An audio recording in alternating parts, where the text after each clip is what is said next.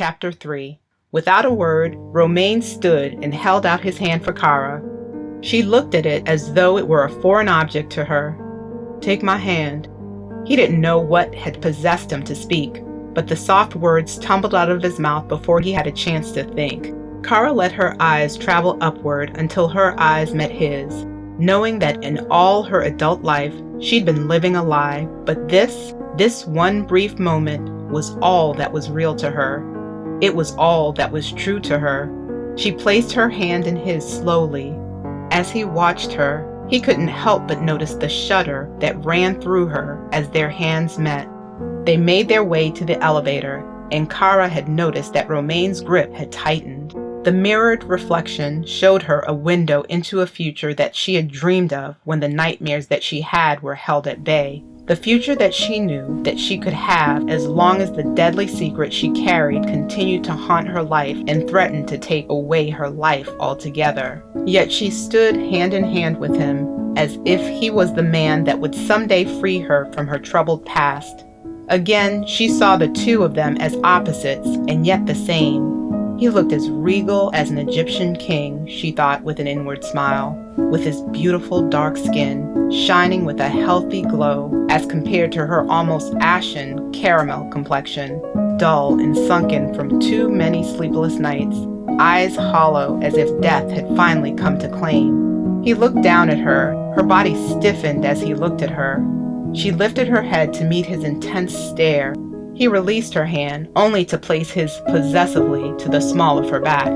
Guiding her into the elevator, he stepped in behind her, turning her to face the closing doors, keeping his hand at the small of her back.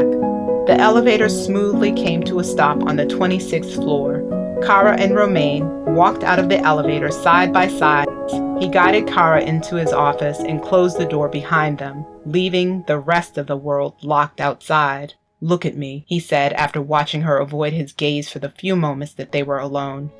She'd realized that she hadn't moved all the while that they were alone. What happens now? She knew that in her heart that she wanted him to take away all of the bad memories that had kept her from having a life, but she couldn't. She couldn't let him into that most guarded part of herself. She couldn't let him know the truth. "Let me at least try. Please, Kara. I have wanted to be the one that you could turn to for so long. Give me a chance. Give us this one chance."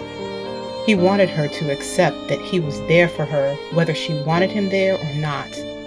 "Kara, I have not seen a woman more deserving of taking a chance on than you.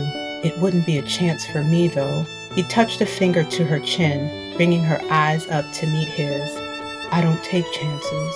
You are a sure winner in my eyes." Not being able to help himself any longer, he took her lips with a kiss that made the world around them disappear. There was only the two of them, and their hearts beating as one. Kara stepped away from him, breaking the kiss that she would remember for the rest of her life. "This cannot happen. Why? Can you answer that for me? Can you look at me and give me one good reason why this can't happen?" He knew that he could give her the world if she would just trust him. She stood before him and closed her heart. The inner transformation that took place was simple.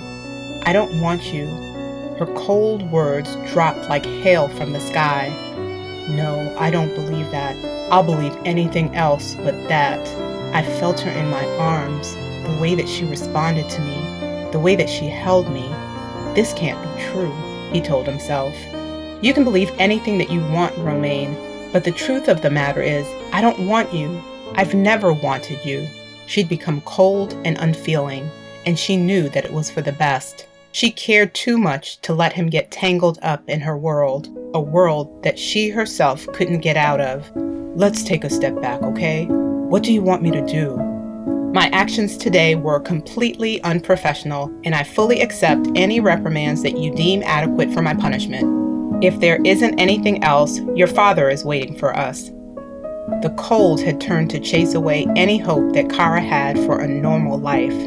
"That's not what I asked you, Kara. Tell me what you want me to do." He saw her eyes change right before him. The distant look in her eyes told him